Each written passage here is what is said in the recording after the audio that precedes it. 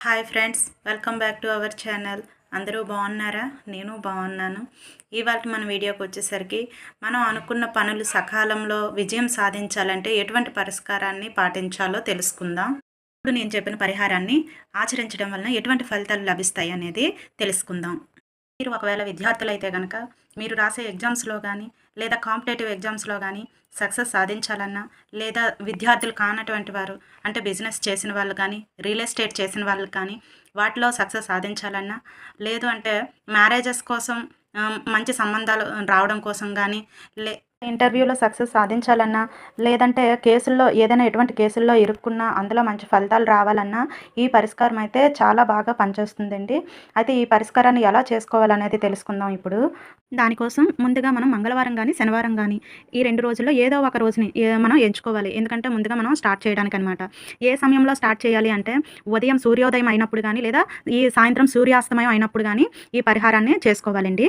సూర్యోదయం అంటే ఉదయాన్నే 4:30 నుంచి 6 మధ్యలో, అదే సాయంత్రం అయితే 7 నుంచి 8 మధ్యలో, అంటే మొత్తానికి చీకటి పడ్డాక అంటే చీకట్లో ఈ పరిహారాన్ని చేసుకోవాలన్నమాట.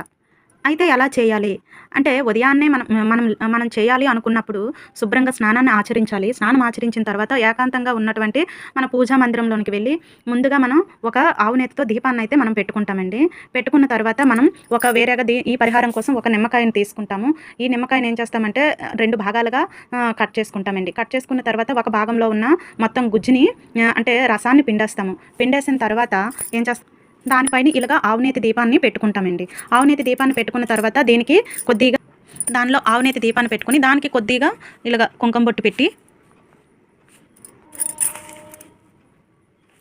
పెట్టుకుని దాన్ని వెలిగించుకోవాలన్నమాట. ఇలా మనం దీపారాధన చేసుకుంటాం. ఈ విధంగా మనం దీపారాధన అనేది చేసుకుంటాం. చేసుకున్న తర్వాత ఏం చేస్తామండి, దాని ముందు ఒక ఆసనంగా ఒక క్లాత్ కానీ లేదా పీటను కానీ వేసుకొని మనం కూర్చొని కళ్ళు మూసుకొని ఒక ధ్యానంలో నమస్కారం పెట్టుకొని కాళికామాతని మనం మనసులో తలుచుకోవాలన్నమాట. కాళికామాతని మనసులో స్మరించుకున్నాక మనం ఎటువంటి పరిష్కారం కోసం, ఏ సమస్య కోసం మనం ఈ పరిహారాన్ని పాటించాలనుకున్నామో ఆ సమస్యను మనసులో తలుచుకొని దానికి పరిహారాన్ని చూపించమ్మా అని మనసులో తలుచుకొని నమస్కారం పెట్టుకోవాలన్నమాట. అలా పెట్టుకున్నాక ఏం చేయాలంటే ఈ విధంగా మనం దీపారాధన చేసుకున్న తర్వాత మనం కాళికామాతని స్మరించుకోవాలండి. ఆ మంత్రం ఏంటంటే ఓం క్రీం కాళికాయై నమః, ఓం క్రీం కాళికాయై నమః, ఓం క్రీం కాళికాయై నమః. ఈ విధంగా ఈ మంత్రాన్ని 11 సార్లు లేదా మనకి టైం ఉంటే 108 సార్లు జపించడం వలన చాలా మంచి ఫలితం అయితే ఉంటుందండి. తర్వాత ఇది అయిపోయిన తర్వాత ఈ దీపం అనేది కొండెక్కిన తర్వాత మనం ఈ దీపాన్ని మనం బయట పడేయొచ్చండి. నెక్స్ట్ ఇలాగే ఈ విధంగా మనం కనీసం ఒక 5 వారాలైనా మనం వారం విడవకుండా కంటిన్యూస్గా మనం చేయాలన్నమాట. ఇలా చేసుకున్నట్లయితే మన సమస్యలు అనేవి పరిష్కారం అవుతాయండి.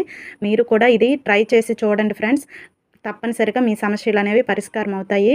Thank you friends. Thank you for watching. Thank you so much. ఈ వీడియో మీకు నచ్చినట్లయితే ప్లీజ్ లైక్ చేసి సబ్స్క్రైబ్ చేయండి. Thank you friends.